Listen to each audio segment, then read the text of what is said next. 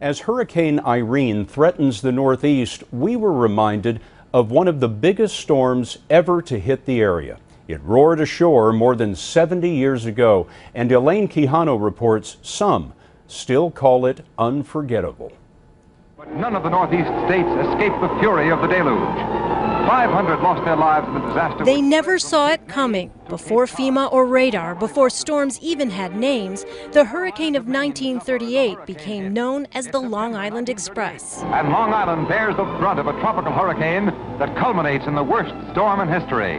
When the storm barreled over the eastern end of Long Island, in West Hampton it says 2 Bradley children were missing. Otis Bradley was only 6 years old. He and his sister Margaret were visiting a beach house directly in the storm's path. There was no warning, absolutely zero warning. Otis remembers the grown-ups in the house telling him not to look out the window, so of course he did.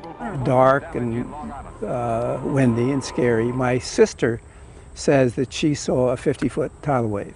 The Category 3 hurricane made landfall near Bellport, New York, with winds at 121 miles per hour and a storm surge that rushed into the house that Otis and his sister were visiting. After the water started piling up, we moved up to the second floor and then to the attic. And the men cut a hole in the roof so that if the house got washed away, we could get out. What do you remember feeling? Cold and damp and wet and scared. In the village of West Hampton Beach, this is the watermark. Bob Murray of the local historical society showed us just how high the water rose from the storm surge. 8 feet. A mile inland.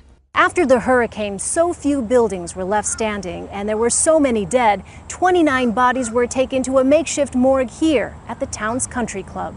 The winds and water were so powerful they changed the landscape, creating the Shinnecock Inlet, which was later reinforced and widened. More than 550 people died. Almost 9,000 homes and buildings were destroyed. How do you think that sort of shaped you? Lucky. Lucky. But with Irene bearing down on the East Coast, I'll tell you Monday whether I'm concerned or not. That's because Otis is planning to ride out this hurricane too. Elaine Quijano, CBS News, West Hampton Beach, New York.